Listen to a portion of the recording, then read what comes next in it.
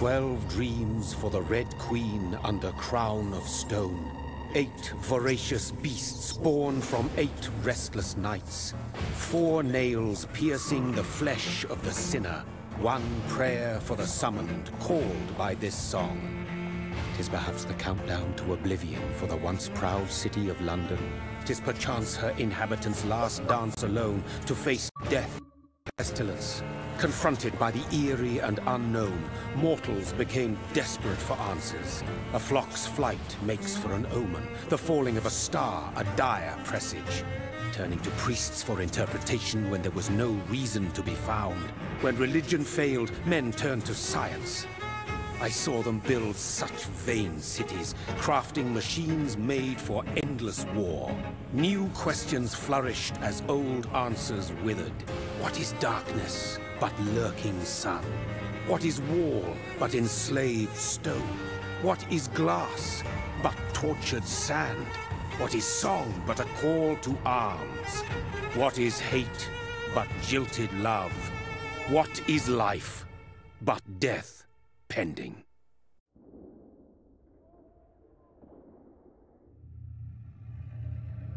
Death.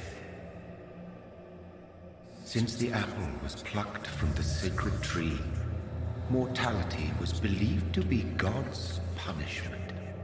A righteous snare to keep mankind from ascending to the stars. They were all so wrong. Death is not a wicked thing, nor some holy retribution. A true punishment would be to never know its sweet kiss. Awaken from the harshness and be born once more.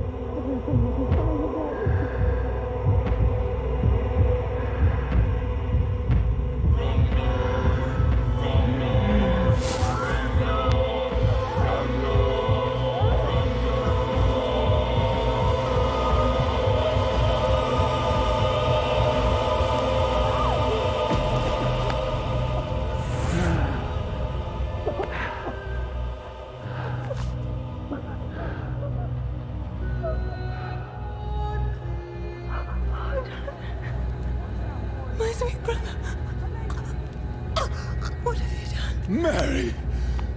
Oh, no! Mary!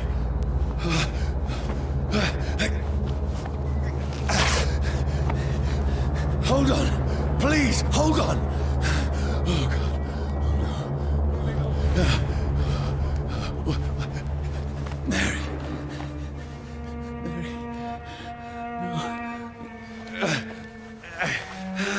No. No.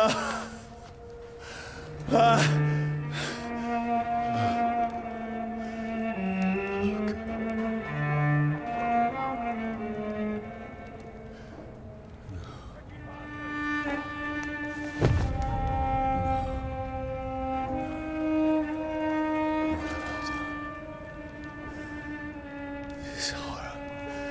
It's a nightmare.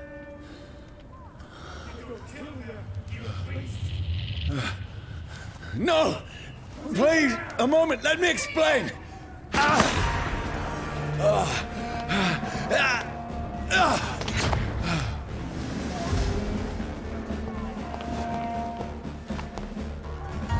These patrols are after me. No! No! Don't shoot!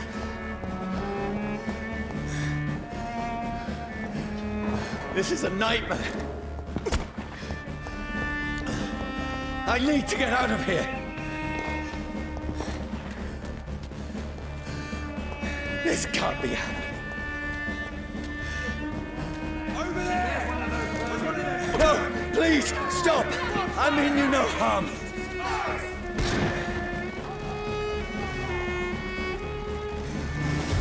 What's going on? Oh, Mary. What have I done? What's all this about? Shit, where'd it go?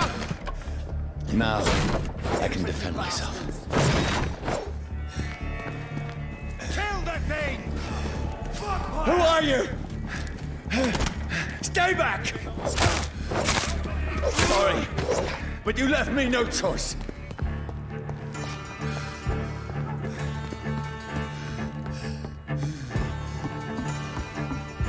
Who are you?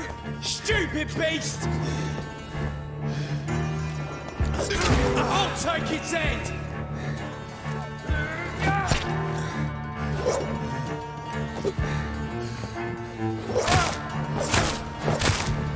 Sorry.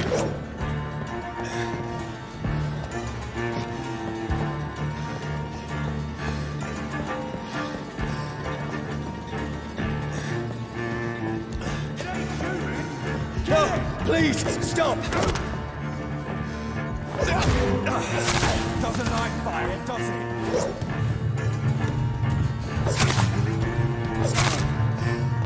Who are you? He's done for!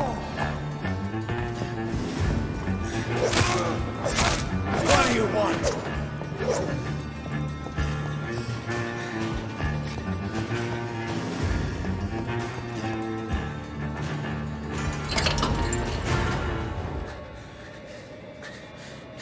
I mean you no harm. I need help. Die, you fucking leech! Please, listen to me. I can't make any sense of this. Shut up, beast! Who are you? What is this all about? What in God's name? I'll do the rest of the job. Just leave me.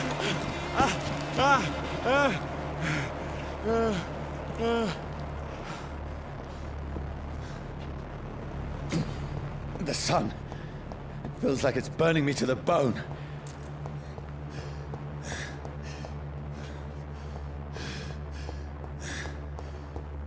I need to find somewhere to hide.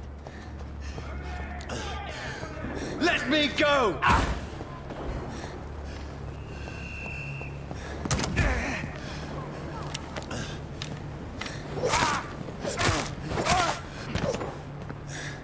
I need to find shelter. Is anybody there? What is this place?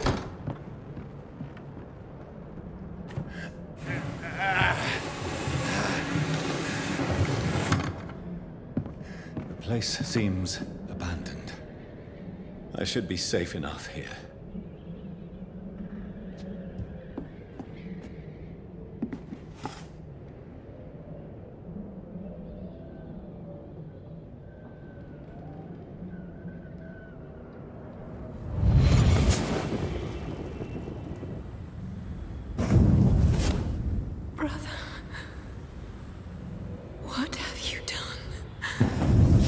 Mary!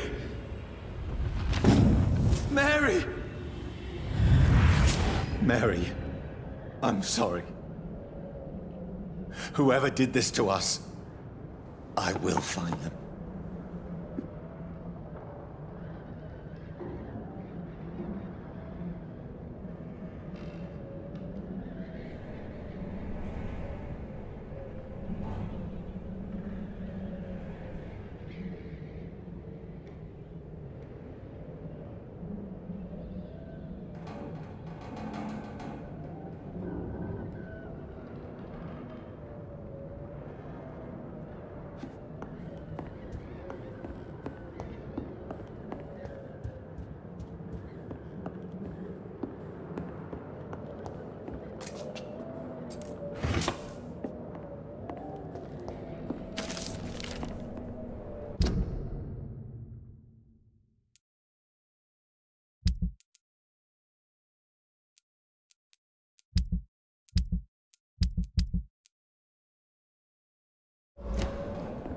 The sun is high. I cannot leave now.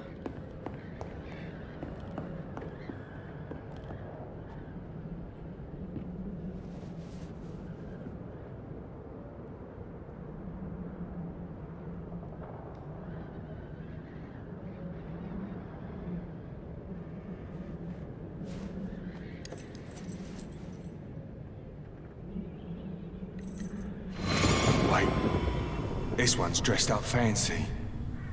Let's run through his pockets. Picking the dead's pockets? Are you serious? I've still a rent to pay. He's got no more responsibilities.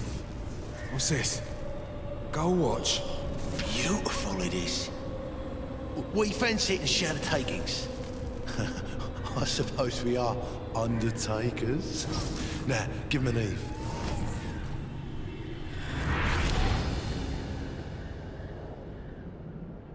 That's impossible.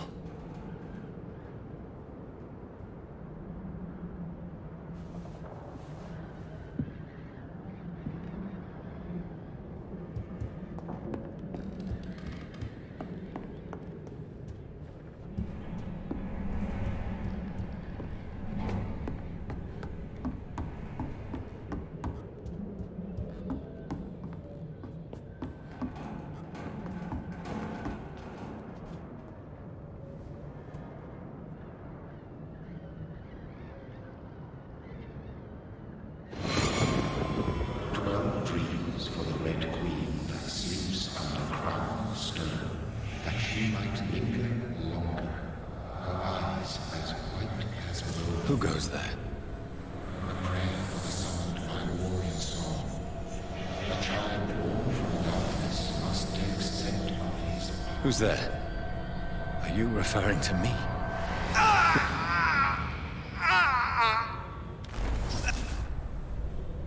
No! No! I still have so much to accomplish.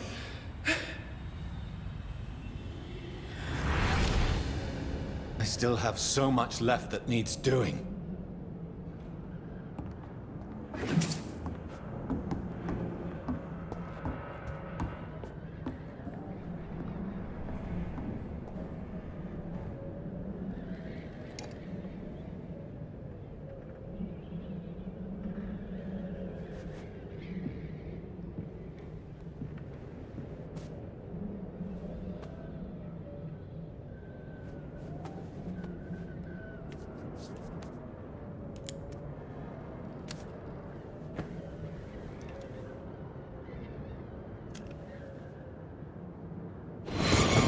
Johnny, this one's lost. We need to leave. And now! No! There's time. I can save him. That's the enemy coming! The orders are to evacuate the hospital! Done. He'll live. And now what? We fight. Killing is a hell of a lot easier than healing.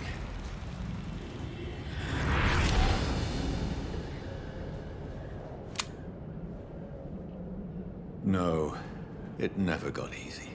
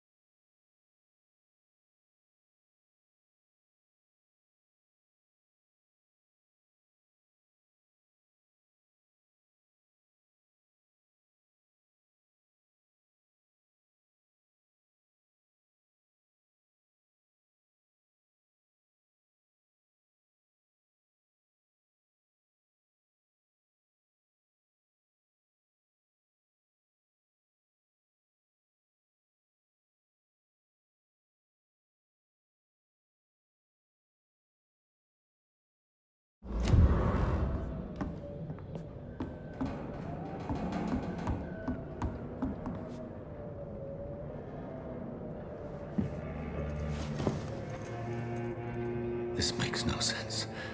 None of it. No sense at all.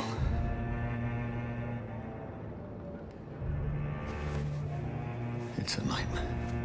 That's it.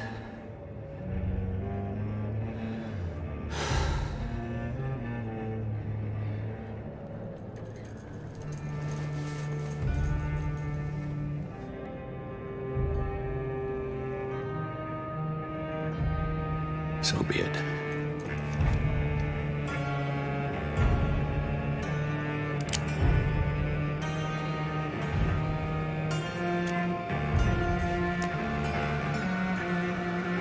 Rational thinking only.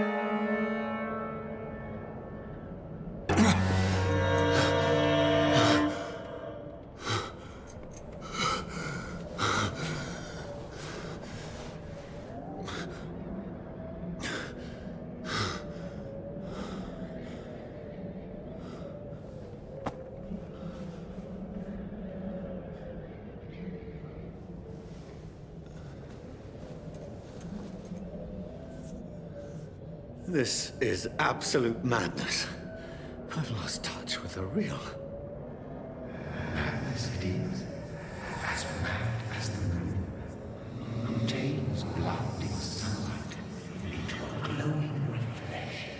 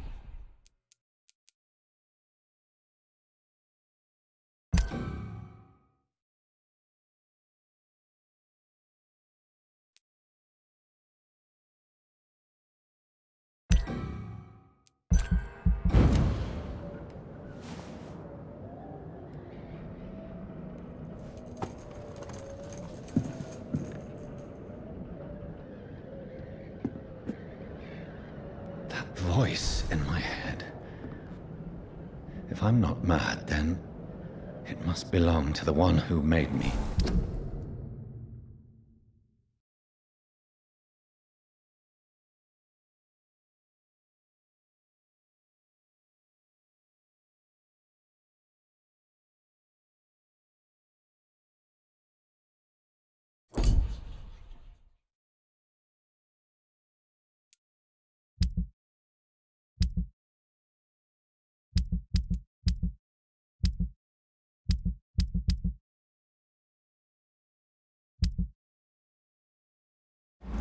What I am.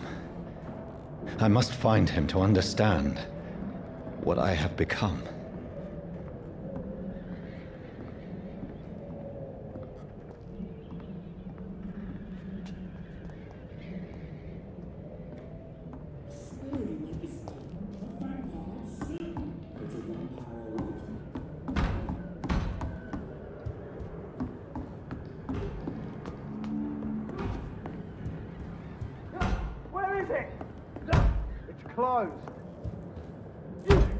These people want me dead. I need to leave now.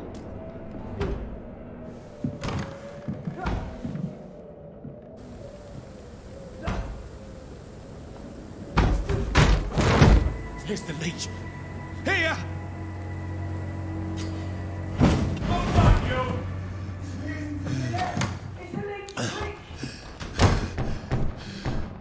My head's spinning. Oi! Come out, you coward! It's locked, all right. Clever fucking beast. It's locked.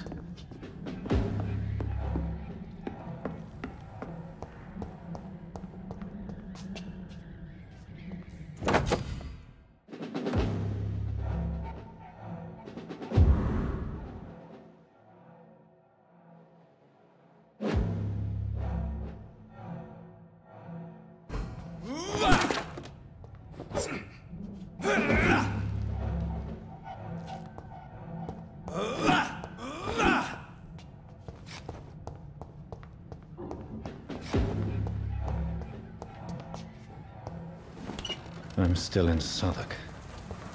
I must reach the West End. Go back home.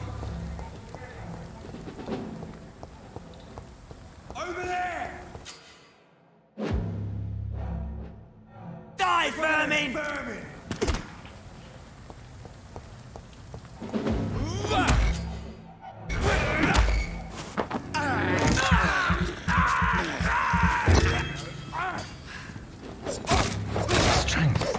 Strength I never knew I had.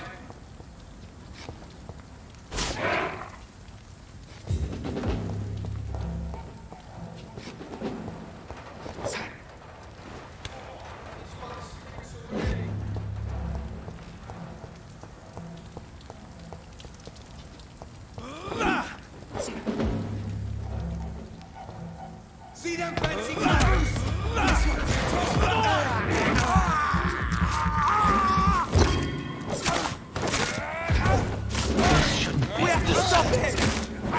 Every sinew, every fiber of my being is afire.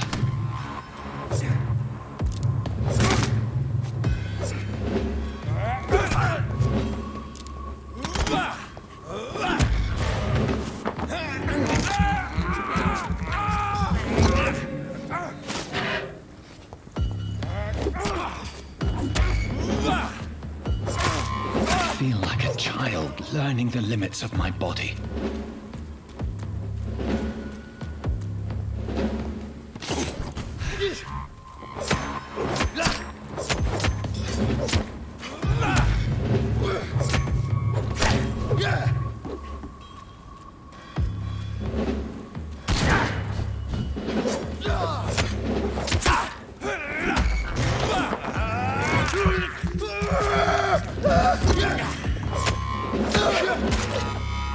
My strength, my reflexes.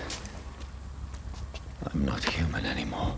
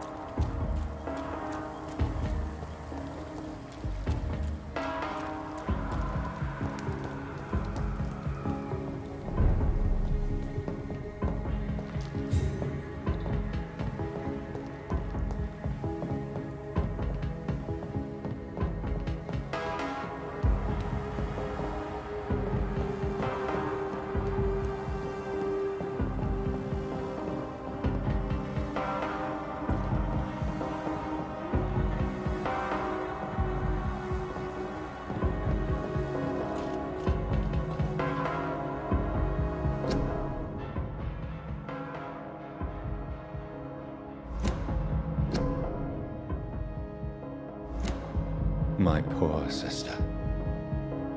If only I had controlled my need for blood. Mary, someone will pay for what happened to you. For what happened to us. I cannot enter.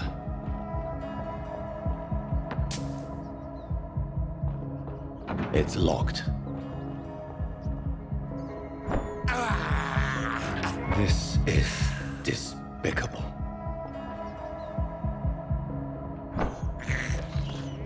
I have this thirst for blood.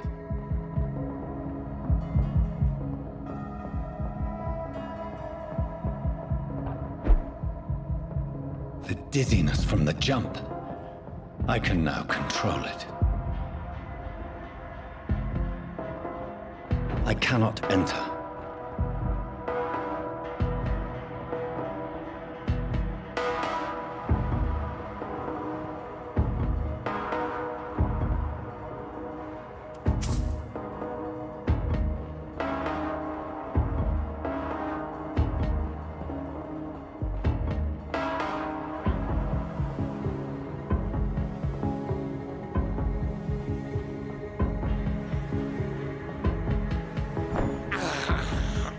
I can't believe I'm doing this.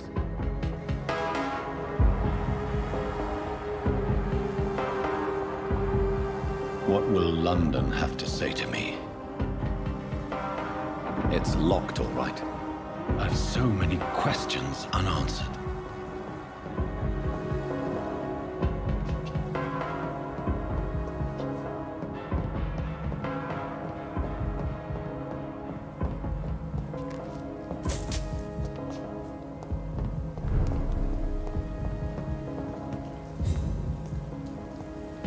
Another corpse. Have the very streets of London become a mausoleum?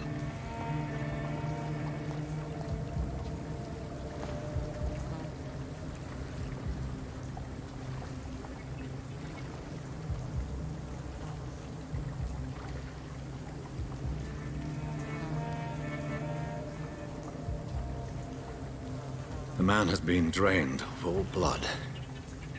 But I can still smell the scent of it. I follow the scent's trail. Perhaps it will lead me to my assailant. Fresh blood. The smell is so strong.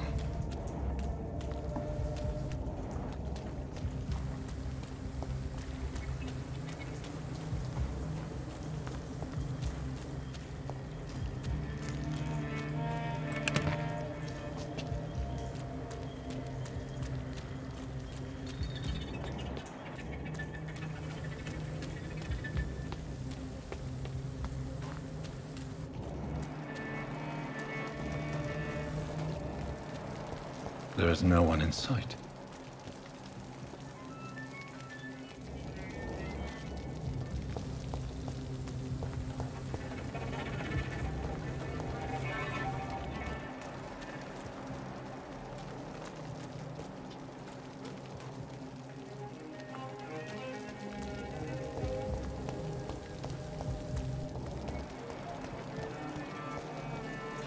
Something dire must have come about.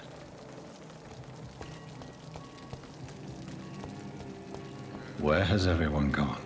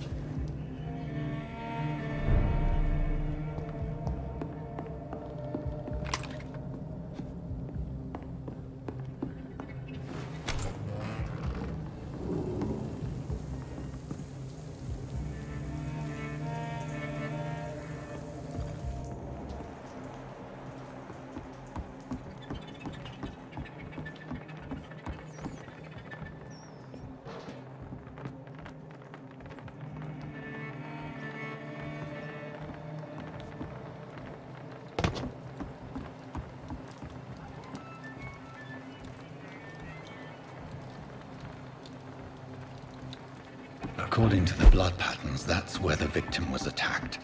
So that must be the killer's trail.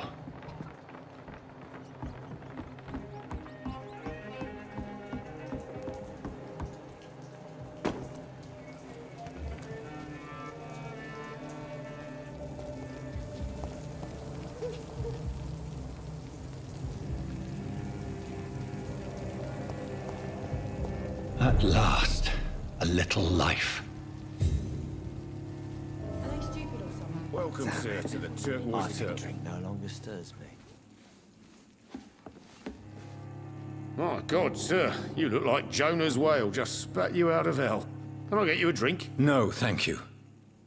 I'm not thirsty. Well, grab a chair and get some rest. This is going to be another long night.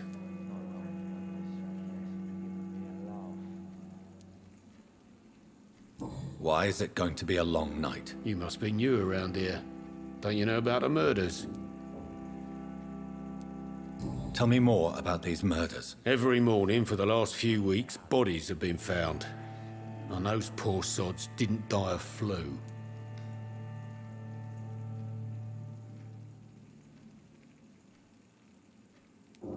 Do the police have any leads on a suspect? Even before the outbreak, coppers never came round here.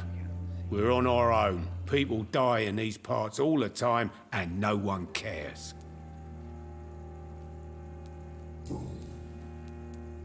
I'm looking for someone who might have passed through here recently. Wondered if you might help. It's been quiet tonight. The only other person I've seen went straight up to his room. Thought it was kind of rude, actually. You mean he's still here? Well, yeah. He paid for the entire week. How long has he been here? He rented the room a few days ago and didn't say when he'd leave. Who is this man? What does he look like? Well, like a gentleman, I guess. Well-dressed, quite polite. A professor or something fancy like that. Always writing, reading notes. I need to meet this man. I have questions. Just climb the stairs and knock on the first door. I heard him open his window, so I guess he's still awake. And, Yes? no funny business. You hear me? This is a respectable establishment. I think drink no longer stirs me. Good evening, sir. I wondered if I could ask for your help. Wow, you look like you need a drink. Yes. I apologize for my outfit. It's been a long night. Been there, seen that. Don't worry, things can only get worse. Has anybody entered the bar recently? Can't say. Sorry. I spent the night making love to that gorgeous bottle, see? This is important, sir. Are you sure no one has come in here in the last few hours? I don't know and I don't care. This is a free country. People still have the right to come and go, don't they? What's going on around here? It's like everybody is hiding. You must be new here. Have you not heard about the murders? Everybody fears the return of the sewer dog. Who is this sewer dog? It's the local bogeyman. Convenient answer for every crime that happened for decades. You murdered someone, blame the sewer dog, eh? You make it sound like it's a fairy tale. People will always believe in monsters. It's easier than accepting their own darkness. We can all be monsters. I'll leave you to your bottle then.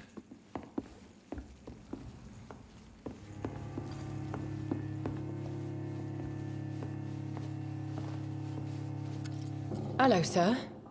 Are you all right? Is there any way I can help you? I don't know. Maybe you could just talk to me. Maybe you prefer to speak with Tom, then. He's more agreeable talking to strangers. What's going on around here? Where is everyone? Too many dead, sir. First the epidemic, now all these terrible murders. The murders. What can you say about them? Bodies found in the streets every morning. Drained of blood. It's just horrible. Some say the sewer dog is back. The sewer dog? What's that? No one knows. People have always disappeared around these parts. The ancients say it's the sewer dog coming out to feed. But now he's killing in the streets. What have you heard about the epidemic? There's a Spanish flu. Yeah, killed so many last summer. Thought we'd seen the last of it. Dozens dying every week. Are the authorities doing anything? Nothing. There are so many quarantine zones in London now. It's gotten really hard to travel across town. What is this place? This is Tom's bar, a turquoise turtle. I'm the barmaid here, Sabrina, if you want to know. Are you always open this late at night? No, it's only since the epidemic started. Tom thought that people may need a safe place to stay. You don't seem to have much business. Where is everybody? Well, most people are sleeping right now. And those that are awake tend to avoid going out. What with the murders and all. I just want to talk. I didn't mean to scare you. I'm not afraid, sir. It's just I've other customers to take care of. I only see one customer. Oh. Well, yeah, of course. I mean, I best check on them. I'll leave then. Thank you. Damn it. I think drink no longer stirs me.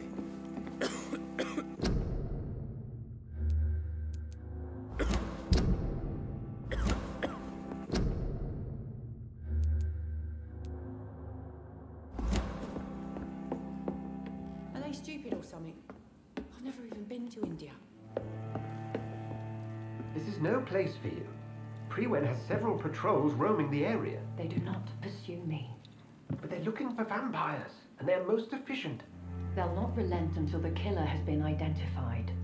I have a common objective, but I require... I think someone is eavesdropping. Are you certain? You might as well come in, whoever you are. Slowly, vampire. Who are you? I mean you no harm. Saith the vampire. Present yourself. I need a word. With anyone.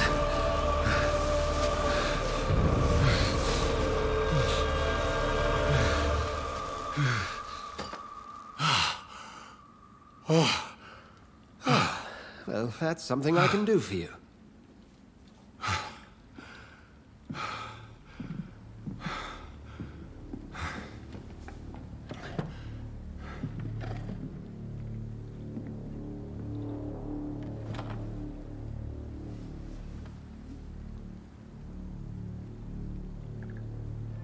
And who might you be? Tell me, who are you? First, tell me what you want. Then I may tell you. That's none of your concern. Sir, you have entered my room in the middle of the night, pale as a corpse and shaking like a tree. So please, indulge me. Someone is molesting people. In fact, killing them, biting them. The calling card of a vampire, like you. I've been hunted down in the streets and attacked. I'm a victim here too. I believe you. Then if you are not a vampire, who or what are you? Dr. Edgar Swansea of the Brotherhood of St. Paul. I'm performing an independent investigation here in an attempt to understand precisely what is going on. What have you uncovered concerning the murders? It started a few nights ago. Rumors of violent murders. The docks have always been, shall we say, somewhat unsavory. But this is different. How different? A vampire is at work here. Famished. Reckless. It must be brought to ground, and quickly. I heard another voice, that of a woman. Who were you talking to? Ridiculous. I've no idea what you're talking about. Something tells me not to trust you. Then the feeling is mutual. And what exactly is this Brotherhood? Sir, if the name is not familiar to you, then we shall discuss it another time. Then help me find the culprit. I may. If you'll first tell me why you opened this door. I followed a trail. The scent of blood from a recent victim. It led me here. You thought I was your aggressor. That explains a great deal. We're both chasing the same shadow.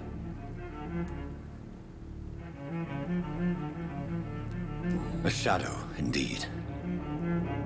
Yet I heard his voice in my head. There was a moment I believed I was mad.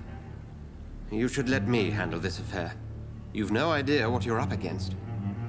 No. I will find the monster. He is mine. How will you do any better than I? But then let me ask you this. What are your intentions if you find the killer? I will at last have the answers to my questions. Then I can only wish you good hunting. And pray we shall meet again.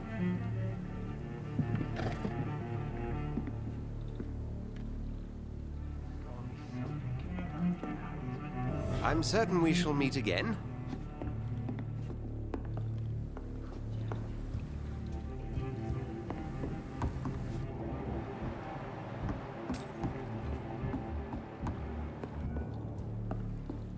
If Swansea is not my attacker, it means somebody else came here tonight. It's a good thing you can. Someone must know something.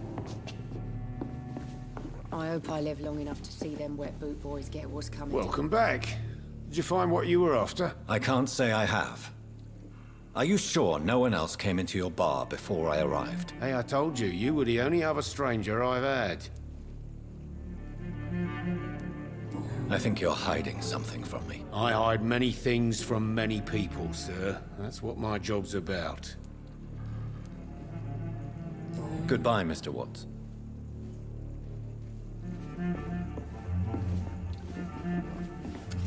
Hello, sir. May I disturb you again? And you're still ugly as sin.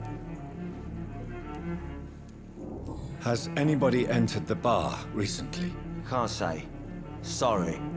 I spent the night making love to that gorgeous bottle, see? This is important, sir. Are you sure no one has come in here in the last few hours? I don't know and I don't care. This is a free country. People still have the right to come and go, don't they? I'll leave you to your bottle, then.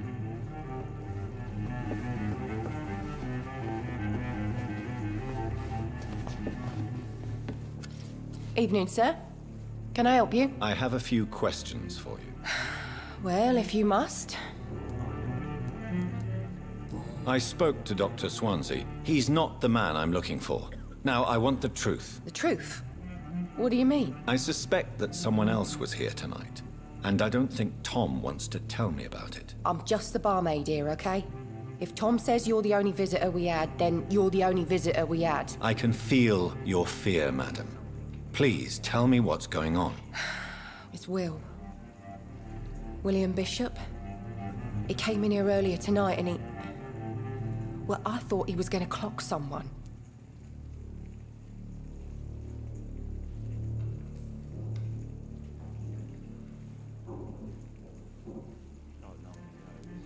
What happened tonight? He was dead drunk, as usual. But my God, his eyes. His face. He must have caught something awful. He shouted and cried. It was terrible. Why are you so afraid? I mean, his skin. His hands. I scrubbed every glass and every chair that he touched. God, I hope it's not contagious. Tell me about this William Bishop. Will was a sailor who worked at the canning factory before he lost that job. A nice bloke, really. He's never been violent. Until tonight. Why keep it a secret? Why not tell me about it? Tom's nothing if not loyal. After Will lost his job, he offered him one ear. They used to be good mates. But recently, well... Will started to get very aggressive. I see. Thank you for your candor. I'll be sure to talk to Tom.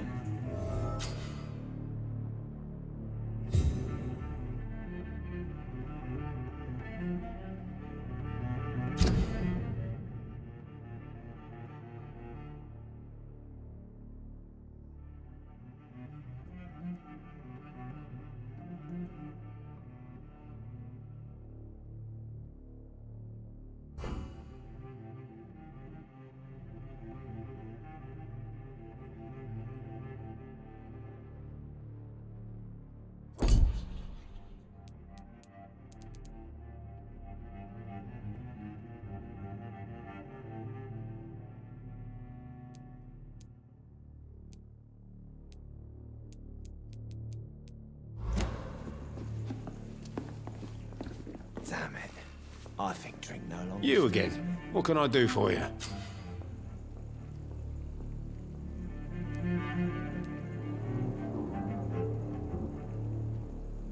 Tom, talk to me about the visit from your old friend, William. Yes, Will came by tonight, but he's not my friend anymore.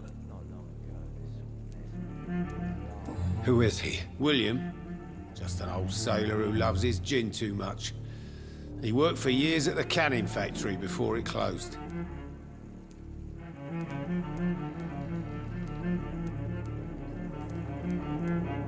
Is he dangerous? Yeah. Like many drunks, he's all bark and no bite. He can barely stand up most of the time. How was he tonight? Was he different? Sicker than usual, perhaps.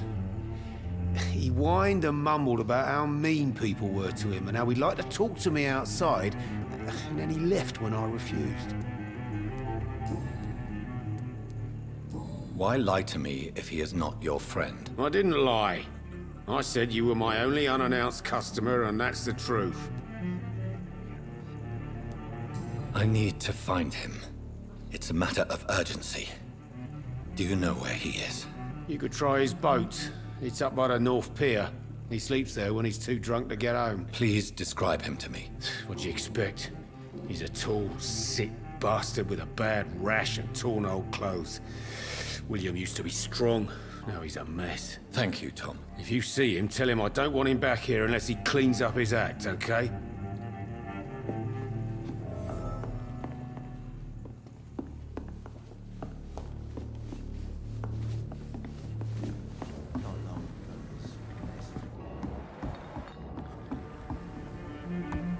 Jack, he didn't deserve this.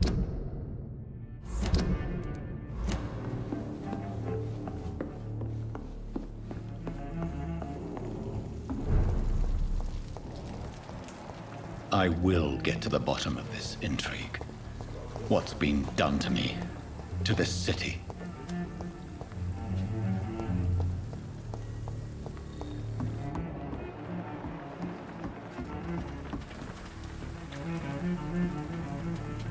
The body is still warm. This man has just been drained of blood.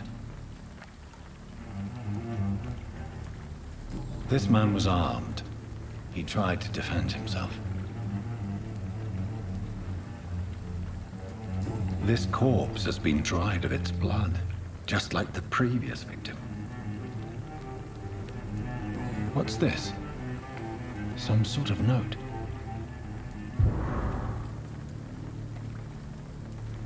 Blood and empty gin bottles. This bishop fellow is something of a heavy drinker. There are blood splats on the other side of the canal. I must reach that barge.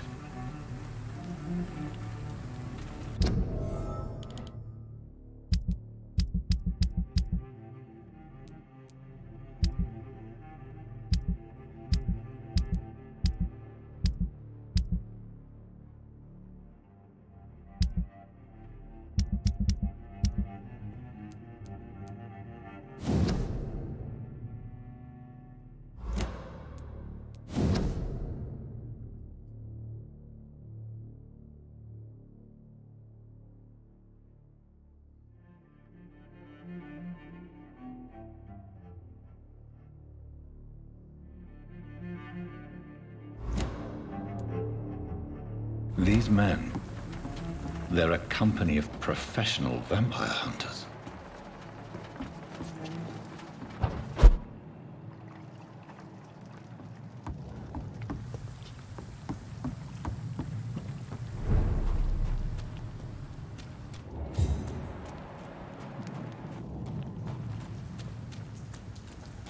I cannot enter.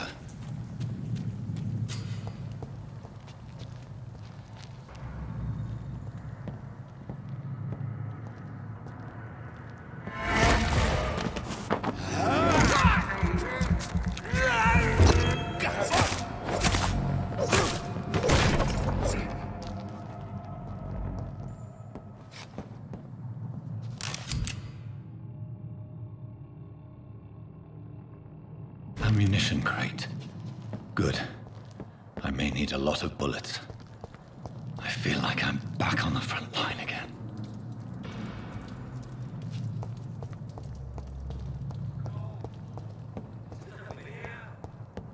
Let's head back to a warm fire.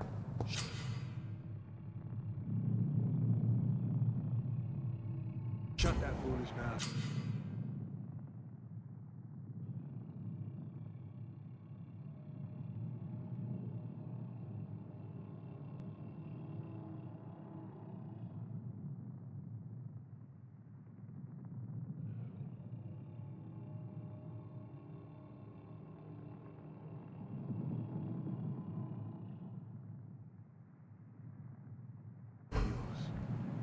Never know McCullough to be wrong about anything.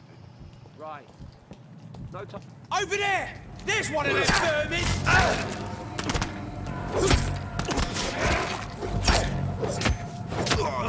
No! Bloody leech!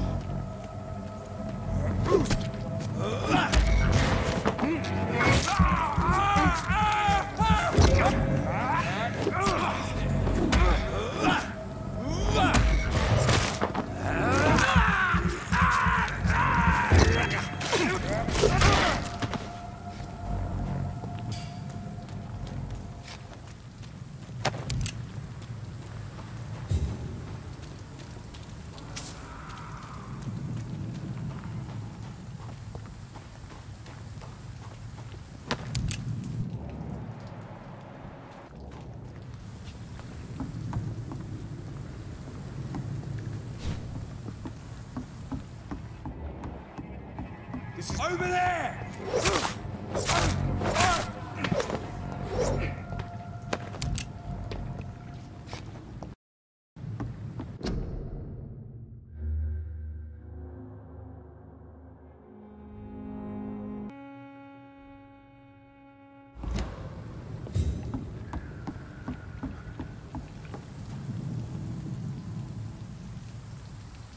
That's this nest of them cleaned out.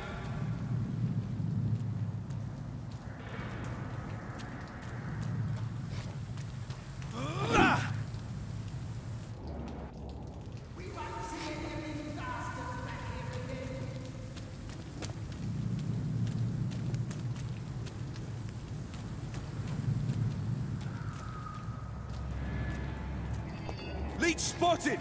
Watch out! Crush the leech, boys! Burn 'em. That's what you do with leeches. Oh, Christ!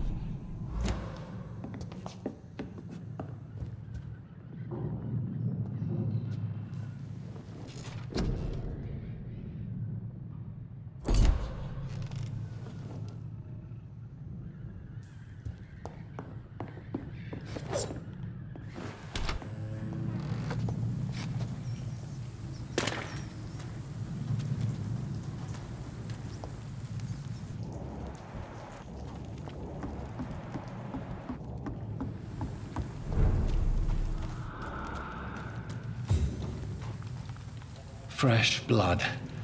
The whole building reeks of it. The scent is so strong it makes me dizzy.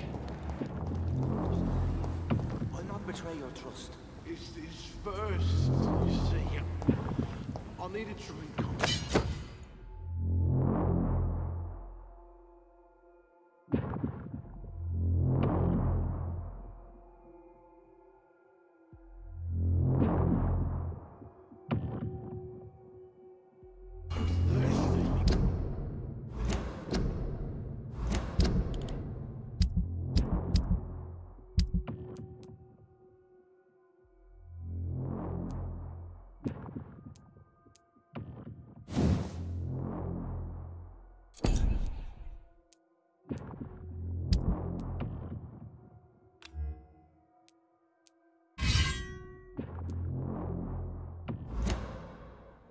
As one, we shall overcome this. We've done it before. No. I've had a drink outside tonight already and it did not quench my thirst. I must have more. Oh dear God. Not again. William, This place reeks of bloodshed. You are my dearest friend. You're my last and dearest friend. This creature is bedeviled. I must put it down.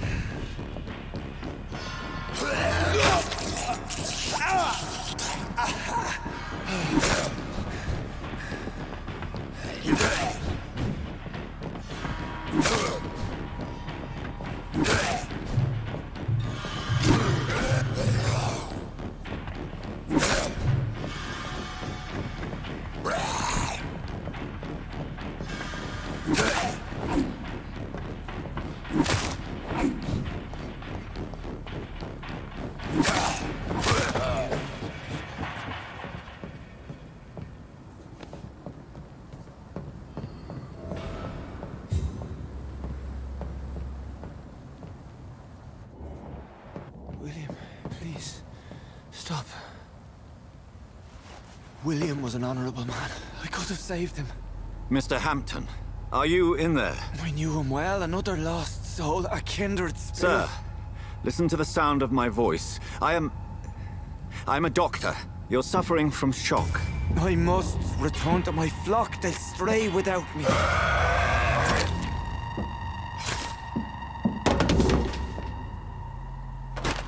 Remember, certain skulls are every bit as resistant as we are. Who are you? What do you mean by skull? You truly are a newborn. I should have realized. Wait. You are the woman from the bar. Are you like me? Can you help me? I believe, sir, I already have.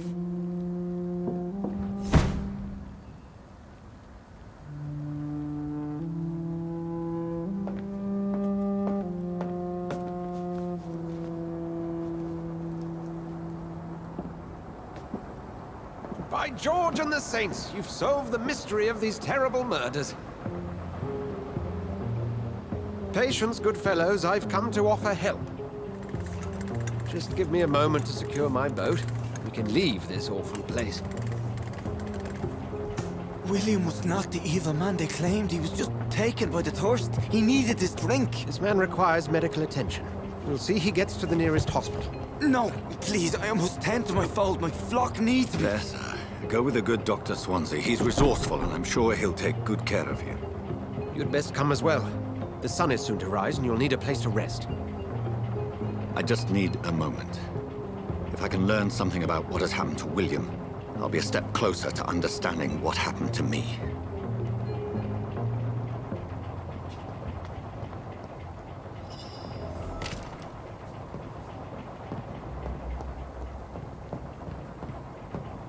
This poor creature can't be my maker. Could it be some subspecies of vampire?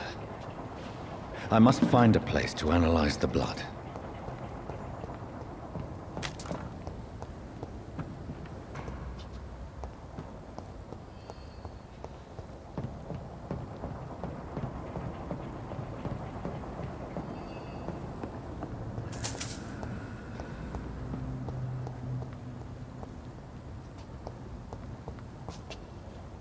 It's locked.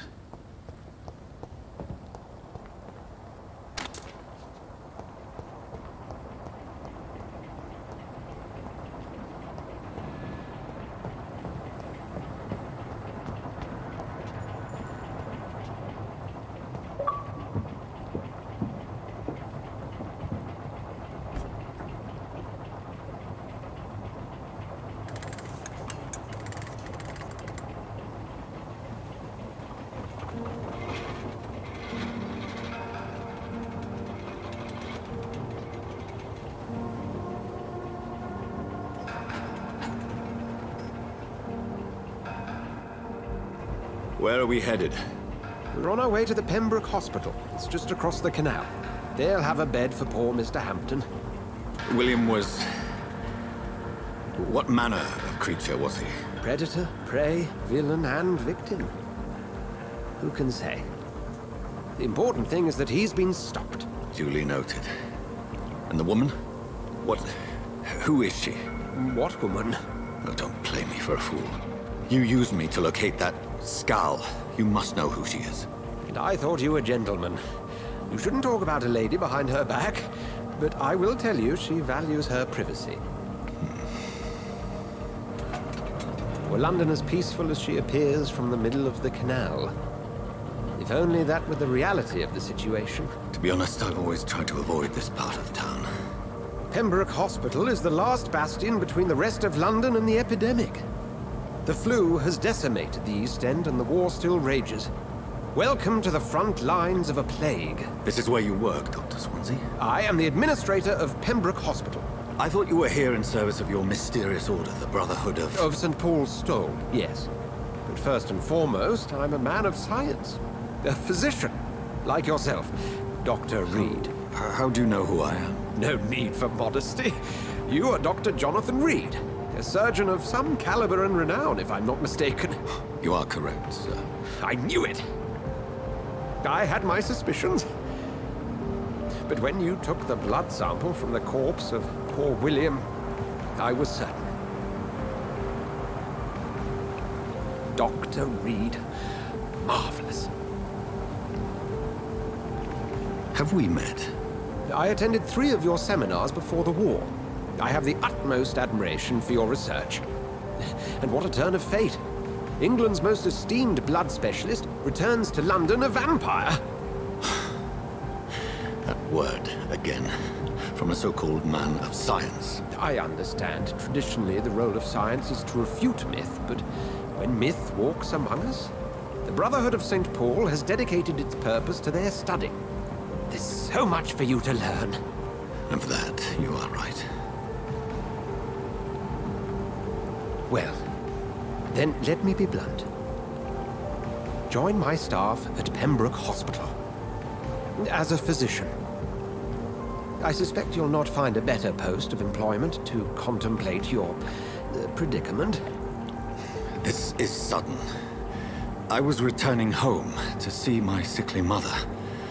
But alas, that was before contracting this affliction. Dr. Reed, take a moment to consider.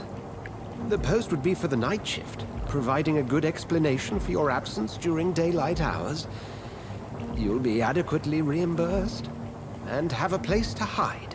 I even had the forethought to bring some clean clothes. So, what do you say? It seems I have little choice, but yours is a generous offer, so I thank you. Brilliant! Oh, Jonathan, this is one for the book, and the beginning of a beautiful friendship.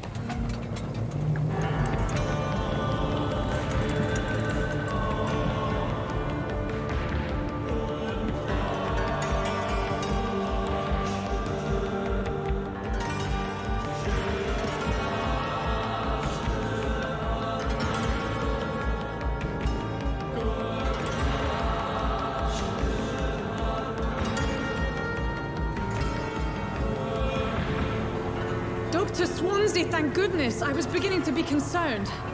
Worry no more, Nurse Crane, for I bring good news. Oh, Doctor, what a night. We lost 2 more patients. Nurse Scow said she couldn't take it anymore and resigned. Yes, well, I'll make a new rota in the morning. In the meantime, find a good bed for Mr. Hampton. Be sure to pay attention to his needs. Of course, Doctor. Oh, and Dorothy? Yes, Doctor? Dr. Reed here has just returned from the front. He served King and Country and will be joining us here at Pembroke. We're very lucky to have gained a surgeon of his talent, and one so experienced in blood transfusions. That is good news indeed, Doctor. Oh, yes.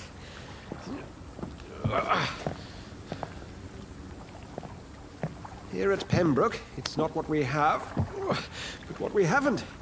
It's only thanks to Nurse Crane and the staff that our ship doesn't sink. If you have any questions, just ask her. Duly noted. Thank you. Your assistance is required, Dr. Swansea, immediately. Welcome aboard, Jonathan. We'll catch up after my rounds. Coming, Nurse Crane. I'm coming.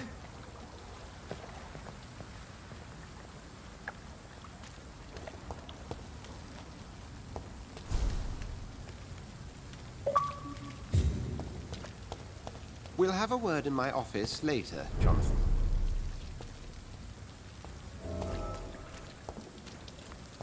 Come on, you bastard! You can do better than that! Nah, it's my turn!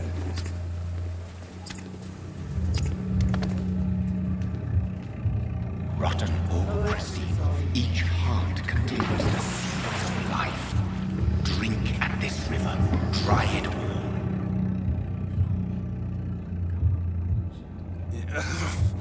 Oh, come on, you bastard! I won't bite. Sir, please. You've lost too much blood. Calm yourself. You think I didn't notice? Stop your staring and get me to an hospital, you arse! Insulting a good Samaritan. Not exactly the way to get rescued. All right, sorry. I am in pain here. My guts are spilling out onto the street and you're yabbering on. Yes. That's a very nasty wound you've got there. Take my word, I am a doctor. Dr. Jonathan Reed. Name's Clay Cox.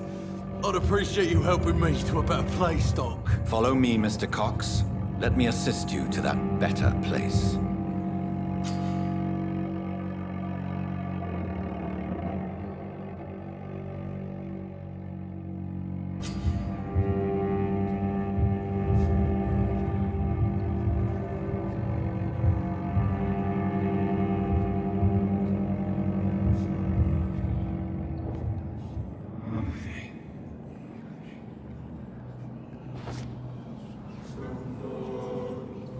Bring this fading light into the shadows. Dance with him the dance of life and death.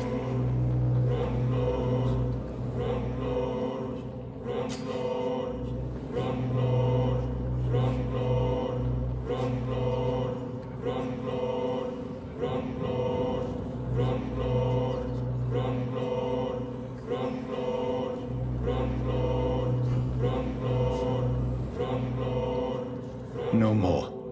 Not tonight. Not like this. I will not take another life.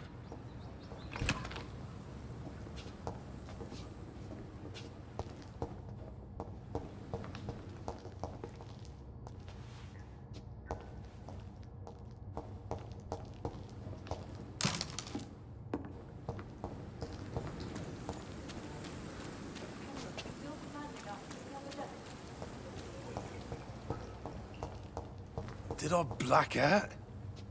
Whoa, I feel giddy. It is wise for the huntsman to sometimes let his prey go, but no famished hunter can run for long.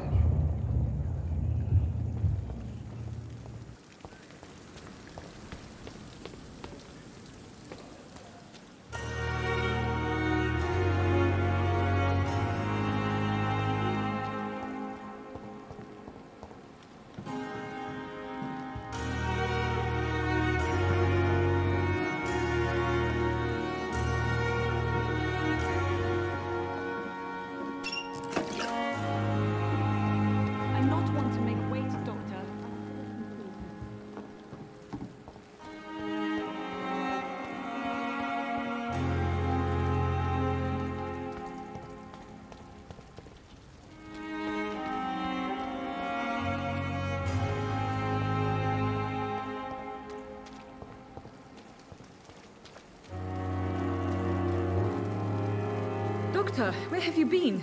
I've little time to play hide-and-seek with new staff members, no matter how illustrious they may be. I found a wounded man by the docks. He answers to the name of Clay Cox. He requires urgent medical attention. Already making the rounds? That's the Pembroke spirit. I'll ask our porter, Milton, to bring him back immediately. Thank you, nurse. What can I do for you? Dr. Swansea insisted we provide you a quiet office. You'll find it on the second floor with your name on the door. Thank you. Nurse Crane, isn't it? Yes, Dorothy Crane. Welcome to Pembroke Hospital, Dr. Reed. Your office has been prepared.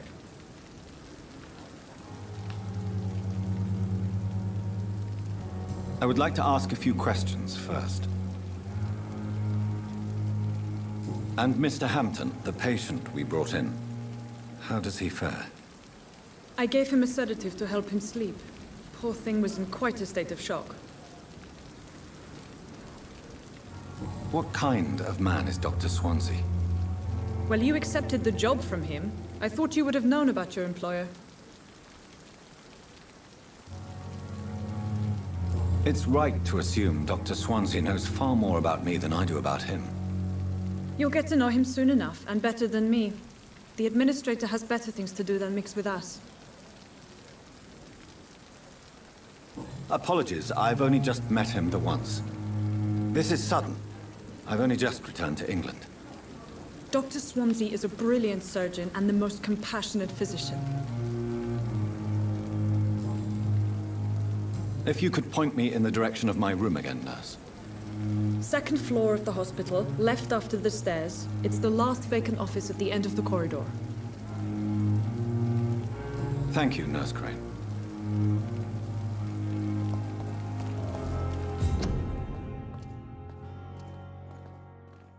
Another night with the glorious battalion of Pembroke.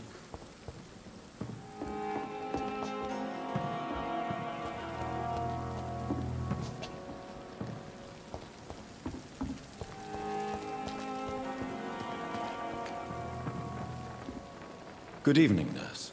I'm Dr. Jonathan Reed, the new surgeon here at the Pembroke. Dr. Swansea has already told us about you, sir. I'm Nurse Gwyneth Brannigan. Welcome to the Pembroke Hospital. Did he really? It's a good thing I wasn't hoping to keep a low profile. All members of staff have already read about your new blood transfusion technique. Dr. Swansea made sure of that. I see. Well, I'm a little surprised, but I suppose I'll just have to deal with this unexpected notoriety. You must know, blood transfusions are Dr. Swansea's primary subject of research. He is convinced it is the future.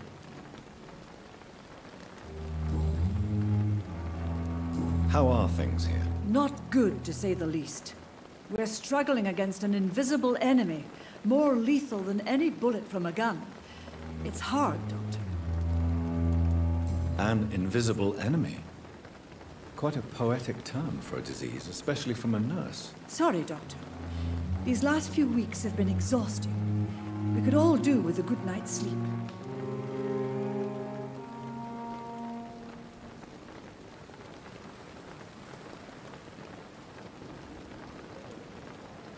Do you think this hospital can survive the epidemic? We are all volunteers here, and we're trying to hold fast, but how do we beat an invisible killer?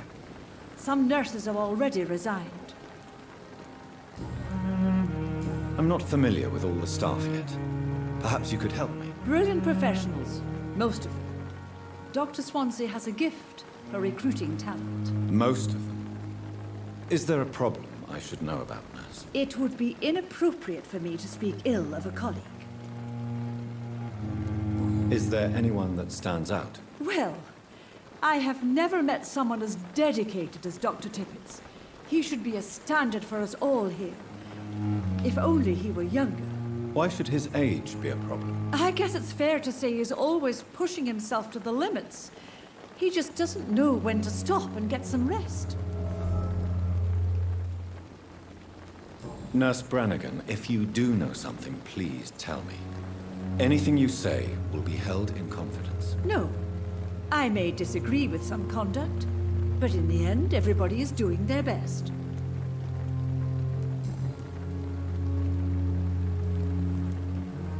I'm not familiar with all the staff yet.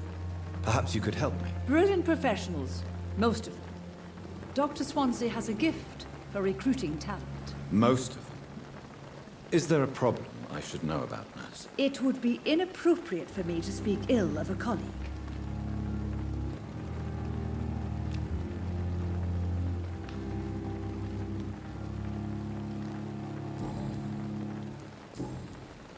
Goodbye, nurse. Call me if you need assistance.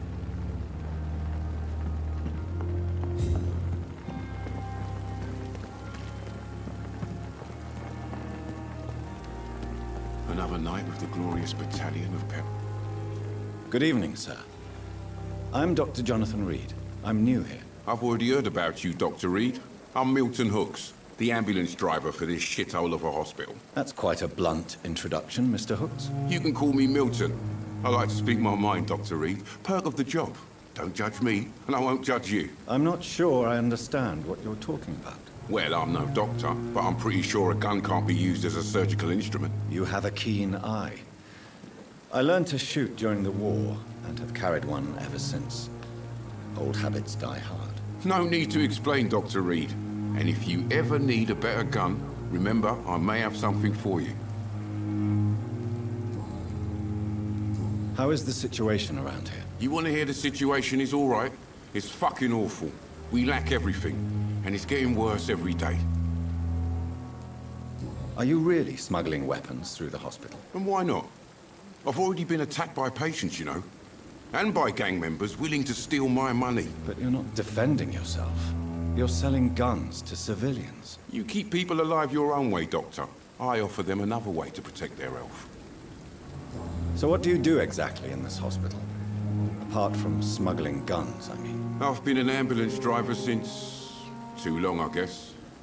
I bring sick people here night and day. It's a dirty job, but I get it done. Most of the time. Since you're on the front line, how is the sanitary situation in this vicinity? It's a complete disaster. It's even getting dangerous to enter some streets or buildings. Even the locals attack you. It sounds like things have been a bit rough recently. What's happened? Yesterday I got attacked by the patient I was bringing here. I escaped through the hospital's garden, but I lost my wallet when I was running. You left an infected patient outside the hospital? That's incredibly dangerous. Go there yourself if you want, but be careful, Doctor. I'd rather not bring your dead body back. Do you need any medical help, Milton? I'm fine, Doc. Physically, at least. But I would give everything to be in a better place right now.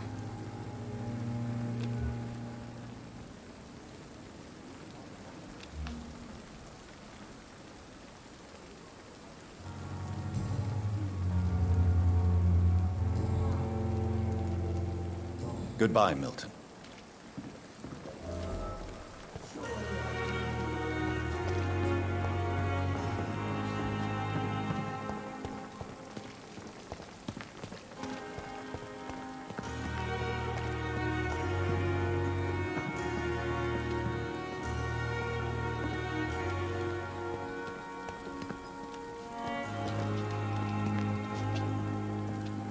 Good evening, sir. So it is true. The famous Dr. Reed has joined us. I can't think of any better news during these terrible times. Do we know each other? Actually, yes. We met once before, at the Rockefeller University in New York. Dr. Tippets, yes, I remember. I was assisting Professor Carell in his research about coronary bypasses. He had nothing but praise for you. He was also very confident about your future.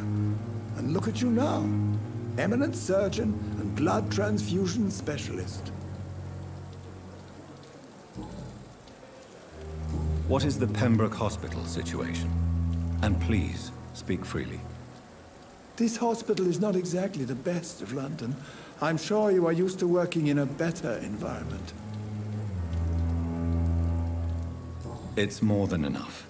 In any case, the personnel of a hospital are much more important to me than the building. Don't be misled by appearances, Dr. Reed. This hospital does not lack talented people. It just lacks hope. You're exhausting yourself, Corcoran. Maybe you should think about preserving your strength. No. We must keep on healing all those poor souls. We are the last rampart before chaos. Once more, unto the breach.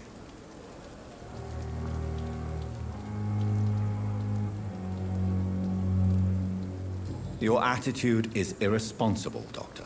Believe me, I've seen so many medical errors caused by exhaustion during the war. You're right. This is a war, Dr. Reed, and I don't intend to surrender. You're exhausting yourself, Corcoran. Maybe you should think about preserving your strength. No. We must keep on healing all those poor souls. We are the last rampart before chaos. Once more, unto the breach. Your attitude is irresponsible, Doctor. Believe me, I've seen so many medical errors caused by exhaustion during the war. You're right. This is a war, Dr. Reed, and I don't intend to surrender. Do you need any medical assistance yourself, Doctor? Come on, don't be ridiculous, dear colleague.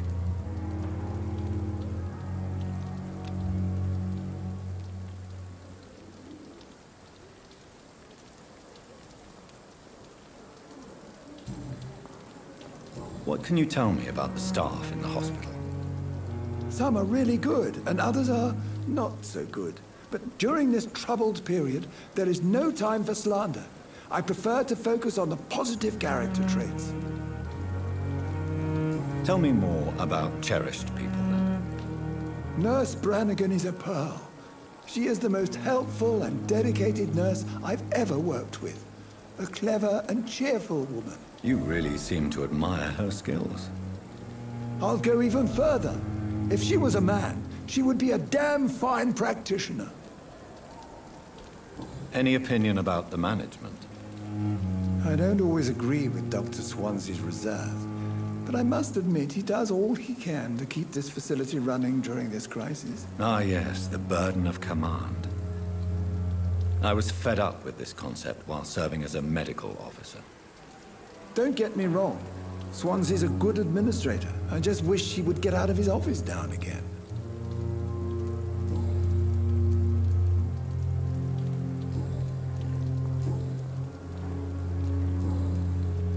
Goodbye, Dr. Tippets. This is no time for celebrating. It is the last that... Good evening, Nurse Brannigan. Good evening, Doctor. Why does Dr. Tippets claim you're the main reason he keeps working, despite his fatigue? If it wasn't for him, I probably would have left the Pembroke years ago. Dr. Tippets does not think of you as just a nurse anymore, does he? If you're suggesting he's not taking my gender into consideration when it comes to medical practice and knowledge, I really hope he doesn't.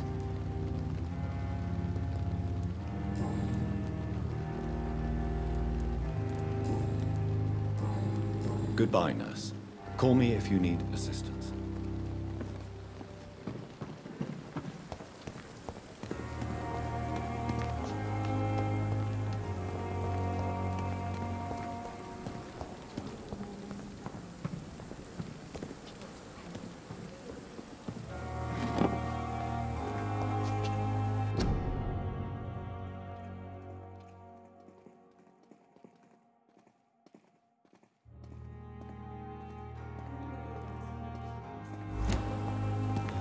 Dr. Swansea is right.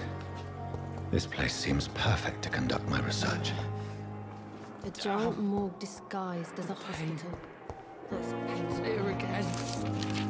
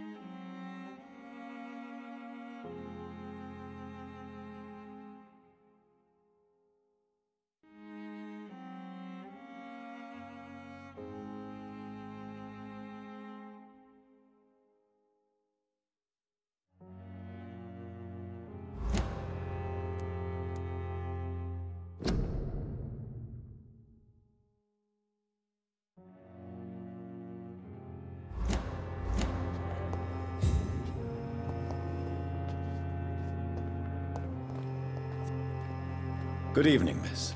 I'm Dr. Reed, the new surgeon at the Pembroke Hospital. And who are you? Your name has no meaning to me, mortal. You're nothing but dust blown by the winds of eternity. I beg your pardon? What are you begging for, mortal? My clemency? Well, tonight maybe I'm inclined to mercy. You'll never forget the night you met Thelma Howcroft. You keep calling me mortal. Why is that? And if I'm mortal, what are you? Well, Dr. Reed, if you must know, I'm a vampire. And why do you believe you're a vampire? I don't need to believe anything. It is what I am. It is what I feel within this hollow shell of flesh. Do you require my services, Miss Howcroft? I have no need for your medicine, Dr. Reed. Blood is the only drug I need.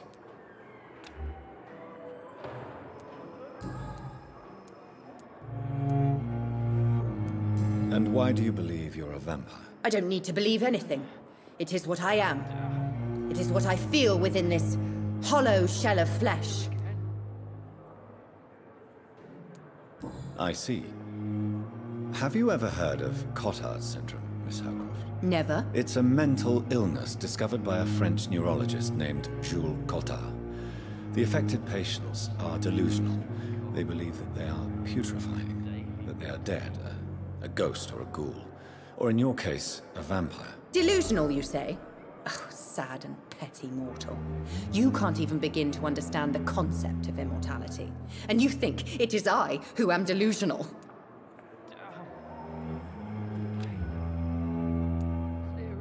Please, describe to me how you feel. What is it like to be a vampire? I can hear my body crumble from the inside as my flesh cracks and fades. I sense the last pulse of postulant blood within my drying veins. I need new blood. I'm assuming you must be a patient here. Am I right, Miss Howcroft? It's only a cover. To hide from my enemies. I can leave whenever I want. As a woman, a spirit, fog, or bat. Who are these enemies you mentioned? Can you describe them? I cannot say for sure. But I sense their eyes on me from nearby. I feel them watching me every time I visit the garden near the morgue. The staff here are not your enemy. They're here to help you, to care for you. I'm not speaking of the doctors in white. I'm speaking of the men and women who hunt me. For I am a vampire! I see. Don't worry. These people will not find you here. I'll personally make sure they leave you alone. Thank you, mortal. But do not interfere with them, for you are no match for those that hunt me.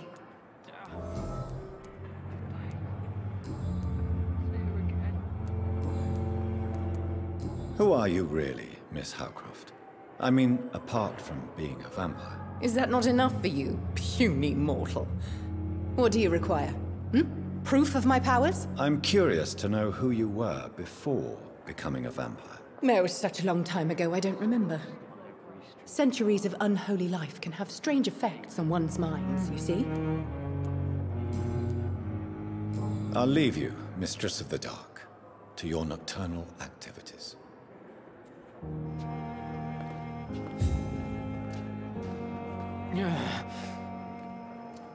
Good evening, sir.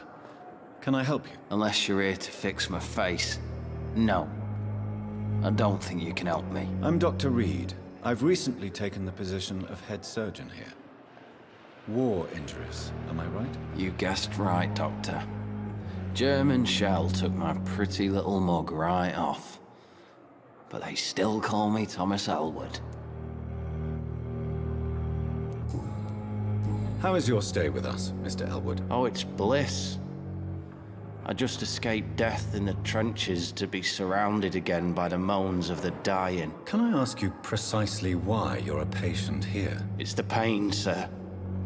The drugs don't work. It just hurts under the scars, if you get my drift. Can I do anything for your pain? Nurses gave me a bunch of pills. No effect. Told you.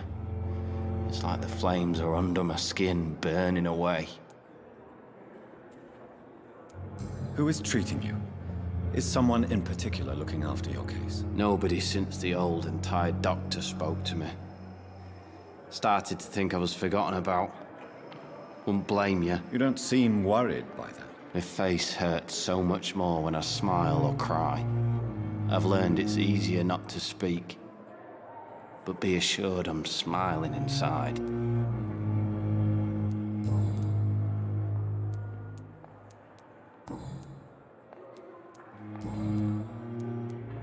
How close are you to Miss Hawcroft? Are you aware that she thinks she is a vampire? To wait for her next nibble is the best reason to stay here. Every time she approaches my bed, she treats me like something tasty. A normal person. Aren't you afraid? She may hurt you if the game goes too far. She's quite harmless, I can assure you. Her head's broken inside is all. While I'm busted on the outside. But she's still beautiful. Living proof that there's hope for me.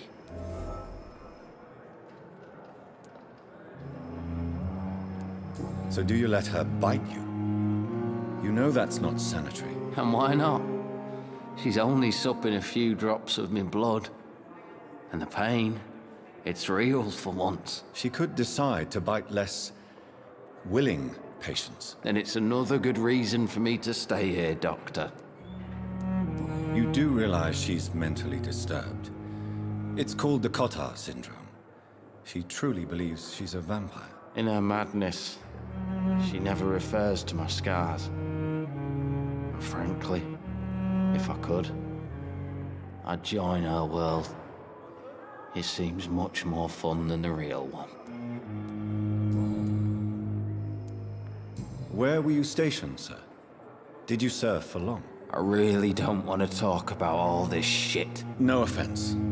I was pushing too much. I served in France myself. I just wanted to know what happened to you. You were an officer, weren't you? Then I doubt we fought the same war, sir. No offense.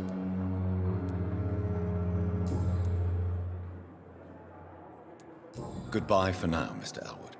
Fear and disgust on every street corner. The daily routine. Good evening, Mr. Hampton. How do you feel? Dr. Reed, is it? Oh, Sora, I must apologize for my behavior. What do you mean? I was not myself in the factory. Fear and exhaustion made me say awful things to you, I'm afraid. You remained perfectly nice and polite. A little delirious, perhaps. But who wouldn't be after enduring an abduction? Thank you, Doctor. That's a relief. Now all I need to do is rest and return to my flock. How did you end up in William Bishop's den? I had received alarming news about his recent behavior. I went to his place and he refused to let me go. Why did he abduct you? William was an alcoholic. His addiction suddenly changed to blood. I don't know why. Just like a patient I met here. This Miss Hawcroft. You dared to enter this awful place alone.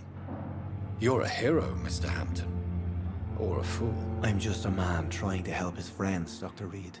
William Bishop was a conflicted soul, searching for light. Do you know Tom Watts, the bartender from the Turtle? I met him before I found you in the canning factory. Tom? Yes, of course. Always the helping hand, good old Tom. Without men like him, corruption and despair would have wiped out the East End long ago. People are still in despair. How could it be otherwise? The authorities have left us all to rot in this contagious nightmare. No drugs, no advice, nothing. It's a damn shame. Who should I avoid in this part of town, then?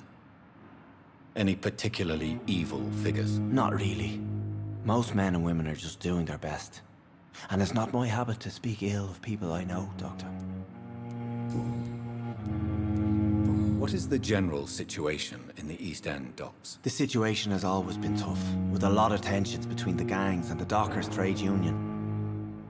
The wet boot boys are very nervous since they lost their leader. Who leads the gang now? Since Clay Cox went missing, it's his wife Edwina who runs the show, with the assistance of her minion, Booth Digby. Has the gang been threatening you? Ah, no.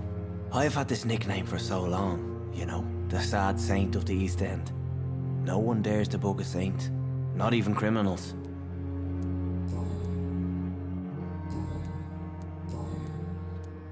What do you do for a living, Mr. Hampton? I can't help but notice the cross around your neck. I manage a night asylum for the poor and homeless of the docks, and I try to guide the lost and hesitant on the right path to our Lord. Are you a priest, Mr. Hampton? A deacon, maybe? Not at all, Doctor. I'm just a man of faith willing to preach the good word. Why didn't you use your cross against William Bishop? To repel him somehow? That's a very strange question, Doctor. A cross is no magical token, if that's what you were trying to say. Not mine, anyway. Have you made friends since you arrived? Not really, but I recognize Miss Harriet Jones. I knew her when she lived by the docks.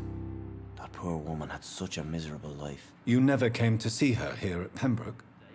Receiving visits when sick can be an important part of the healing process, you know. We're not just bodies. You're preaching to the converted now, Doctor.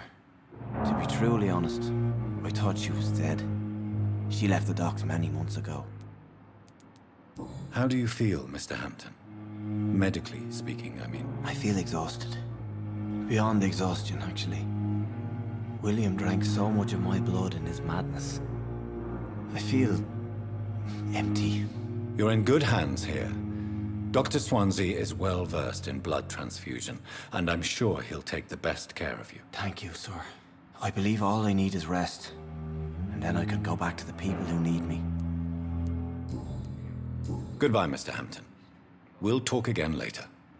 Daily routine.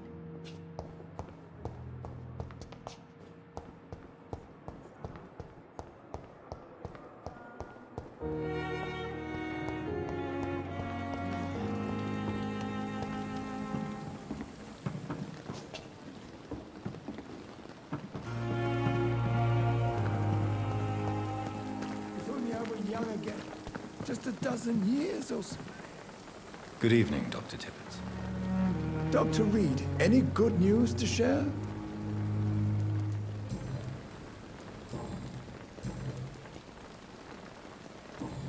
Goodbye, Dr. Tippett.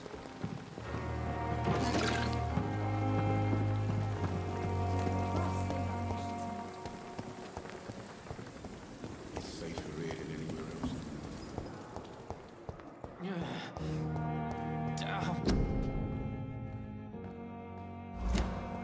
The pain. Here again.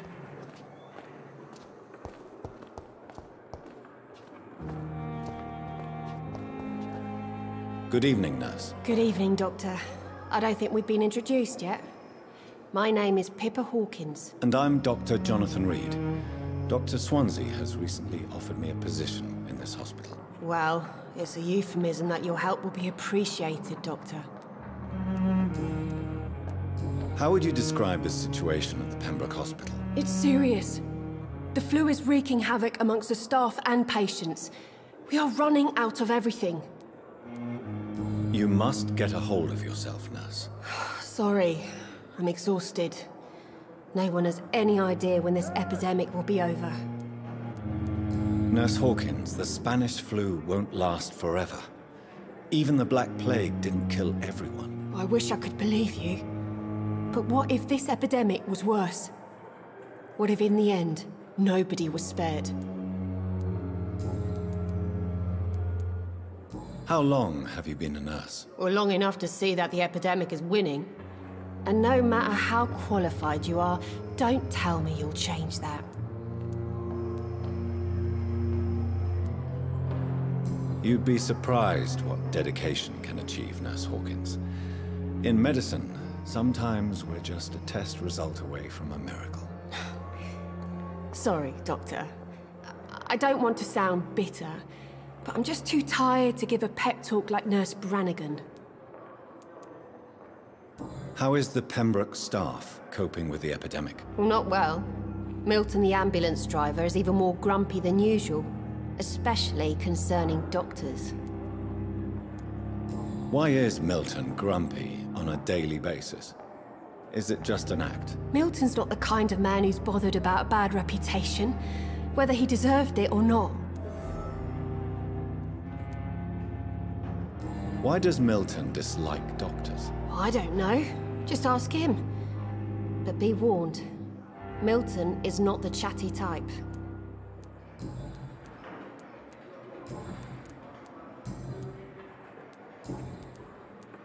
Goodbye, Nurse Hawkins.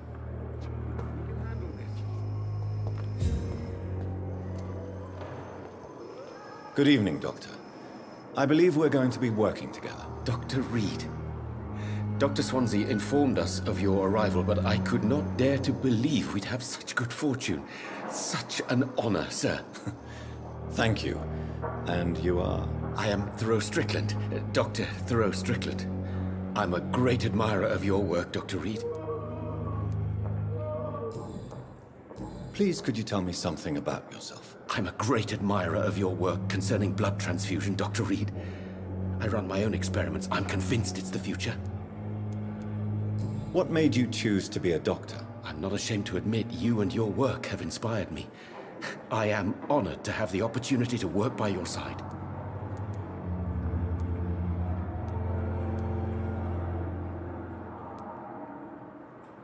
I'll give you some advice, but understand that nothing beats practical experience, which can be exhausting and solitary work. Of course, sir. And don't worry, I will never allow myself to be a burden, neither to you nor this hospital. I based my technique on my mentor's research. He helped me perfect my method. What is yours? I'd rather not talk about it. For now, it's just theories and first approach. My process is purely experimental and unsuccessful. As long as you're cautious and methodical, you may remain empty-handed, but you won't fail. You're not the first one to warn me, but I am convinced knowledge is the main weapon against the ravages of this epidemic. What can you tell me about the Pembroke? Well, it has always been an honor to work with Dr. Swansea. But with your arrival, I can't think of a better opportunity to learn about blood transfusion. You seem quite optimistic. It's a rare and precious attitude in these difficult times. I'm convinced that this epidemic is a test of endurance and dedication for us men of science. Questions remain about our capacity to resolve the situation. True. Last summer, during the first wave of the epidemic, I used to joke with Milton about the extra work. We're not smiling now. Do you need help with anything in particular? Well, yes, maybe. I'm waiting for a batch of products I ordered for my personal research, yet my supplier seems to have vanished. Do you want me to play the errand boy for you? Oh no, Dr. Reed. But if you went personally to his shop, what with your reputation and all, he wouldn't dare to refuse the products I need. I see. Well, give me the address, for I may pass by if I have time.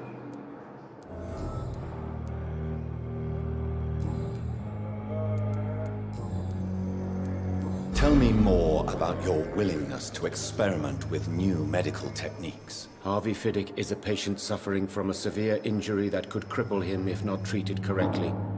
I'm convinced your blood transfusion technique could help him. What is it you really want?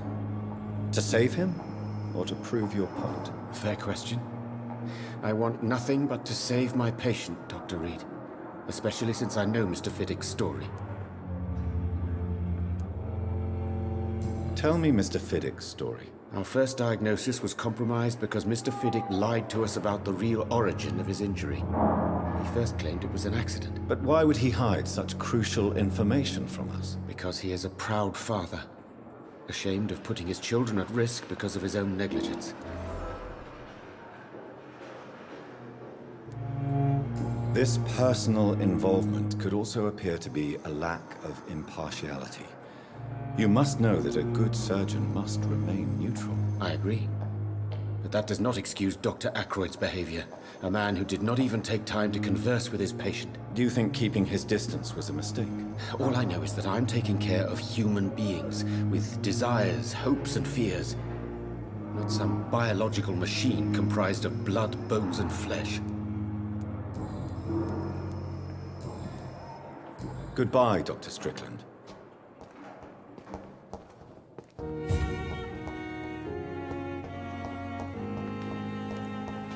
Thelma Howcroft said she was being watched by vampire hunters.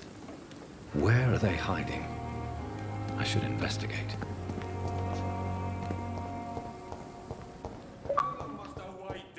Blaming me will not further your agenda, sir. How long's it going to take to fix me properly? A month? A year! You have the right to disapprove of our methods, and you will kindly apologize when you're feeling better.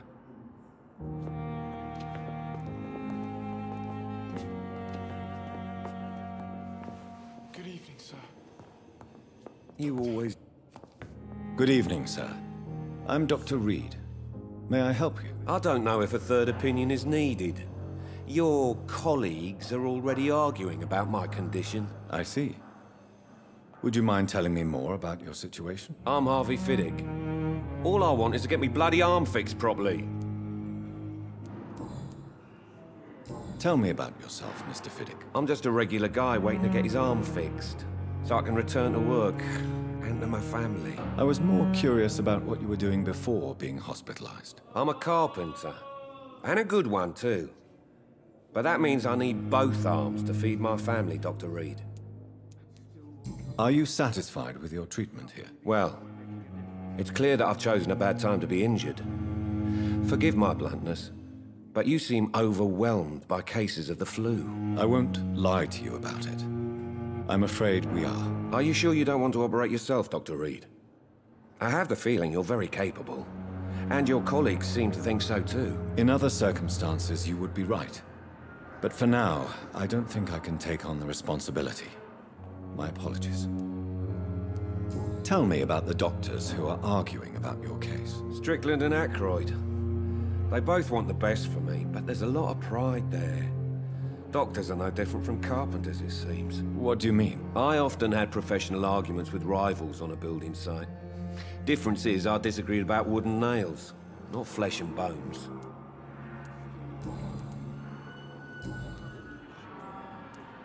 Tell me about your injury, Harvey. Why do you feel so guilty about it? My wife died because of me. And now I may lose everything because I've been careless enough to hurt myself. What an arsehole.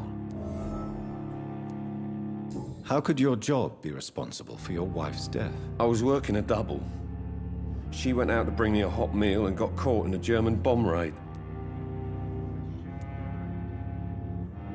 You can't hold yourself responsible for your injury, Mr. Fiddick.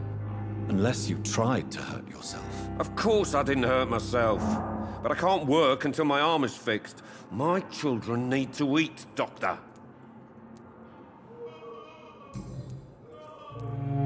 Tell me more about the death of your wife, Harvey. 1915. I was in the army. Building workshops for the Royal Flying Corps. Helen was happy I wasn't sent to the front. What happened? The Germans sent Zeppelins to bomb the construction site, but they missed their target. My wife was bringing my dinner when the bombs fell. I'm sorry for your loss. So many died during the bombings. I served in France and witnessed the carnage there. I would like to say that she didn't suffer. Truth is, I have no idea. I just know that I'm all that me kids have. Poor little bleeders. How are your children after losing their mother? They were smaller then. The only good thing about this is my Helen didn't bring them with her that night.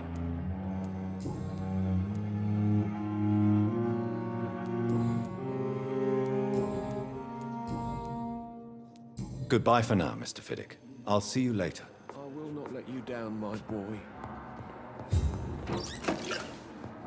So many deaths. And still more coming. How can we be sure we're making a difference? You always knew the words to calm the children. As for me... Good evening, sir. I'm Dr. Reed. I believe we're going to be colleagues. Reed? Yes, I've been informed about your arrival. I'm Waverly Aykroyd. Welcome aboard, I suppose. Does my arrival inconvenience you in some way, Dr. Aykroyd? Let us just say that I don't particularly share Dr. Swansea's enthusiasm for hiring you. What we need here are reliable professionals, not overrated dabblers.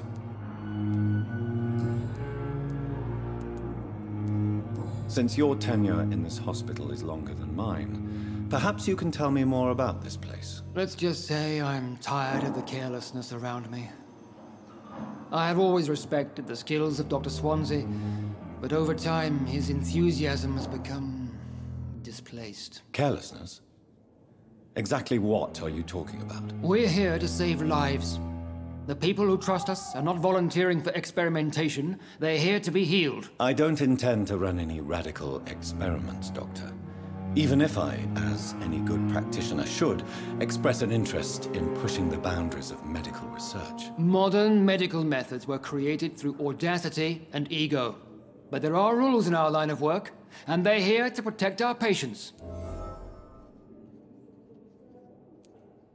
If you have a problem with me, Dr. Aykroyd, please feel free to tell me. Dr. Swansea has imposed your presence on this hospital without asking anyone's advice. The benefit of his position. But I don't agree with it. I know we've never met before, but I believe this hospital could use all the help it can get. You will agree with that, I'm sure. Oh, but I have heard about you, Dr. Reed. Of course, you can't say the same about me, since I have not wasted my time courting the press.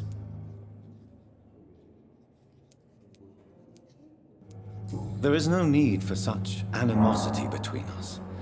Don't you think the epidemic is already enough to deal with? That is one point we could agree on. And that is precisely why I want to be sure that you will be of help to this hospital instead of a burden.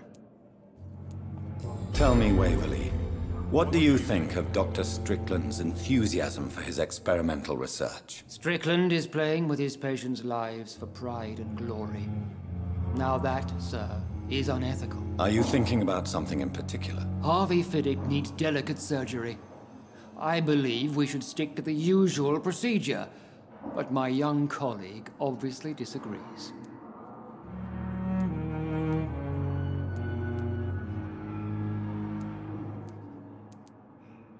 Why do you wish to lead this surgery? I strongly believe that Mr. Fiddick should not be butchered to test an unproven procedure.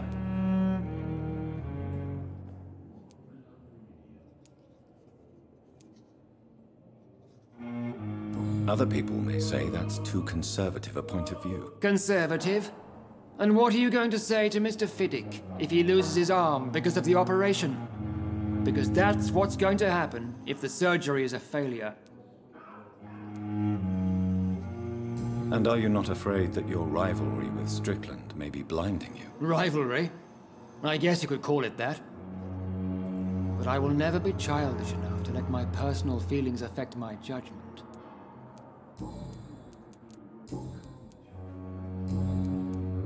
I don't know what you've heard about me, but I have already proved my value as a practitioner. I don't question your skills, Dr. Reed, but your motive. Is it money, fame, or are you truly dedicated? And what exactly is that supposed to mean? I served in the war just like you. But unlike you, I did not use the wounded to play the modern sorcerer. Be careful what you insinuate, Dr. Ackroyd. I only want you to admit you used those men to improve your theories. Knowledge has always been and will remain our main weapon, and it has always come at a price. And personal initiative. It is not a question of initiative, it is a question of integrity. These men and women have put their faith in us, Dr. Reed. It seems you have bad memories of your military service. I refuse to see this industrial slaughter as scientific progress. War only reveals the worst in men. We can at least agree on something, Dr. Ackroyd. Thank you for your time. We'll talk later.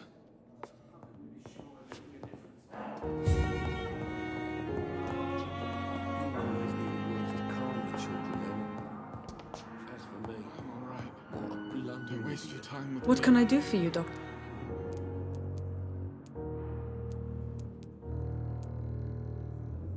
Thank you, Nurse Crane.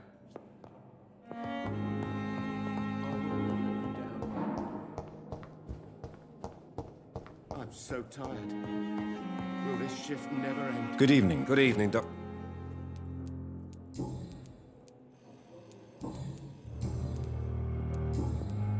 Goodbye for now, Mr. Fiddick. I'll see you later.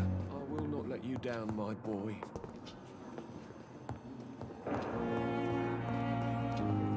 Good evening, Dr. And good evening.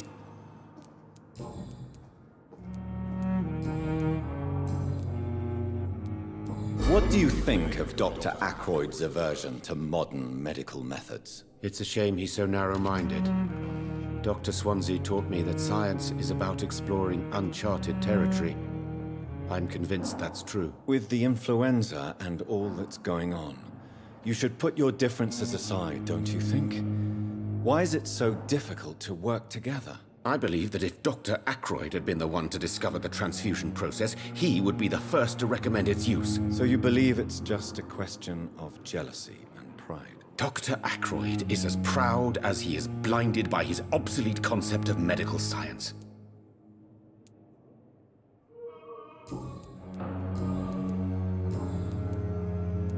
Goodbye, Dr. Strickland. Good evening, sir. Doctor.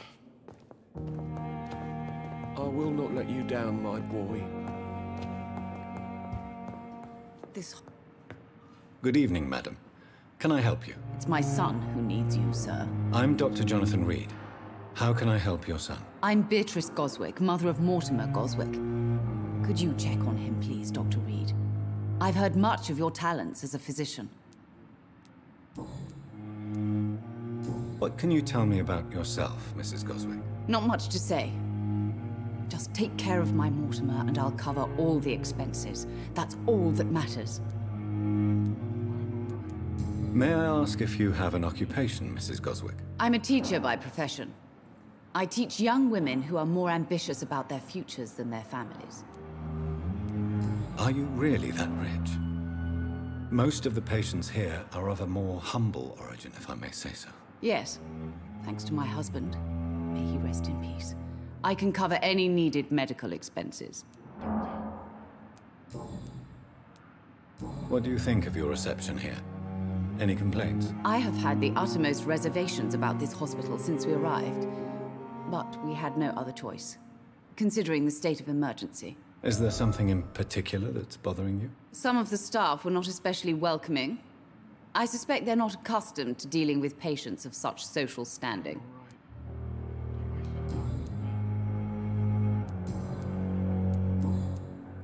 Goodbye, Mrs. Goswick. You always knew the words to calm the children, Helen. As for me, what a blubbering idiot.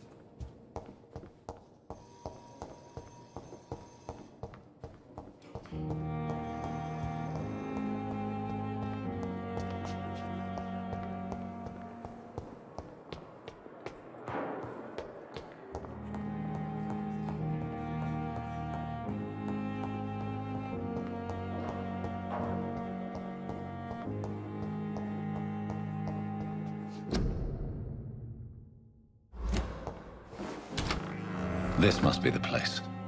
It's definitely away from prying eyes. Relegated to the shadows. A kingdom of my own. At least I won't be sleeping in a coffin.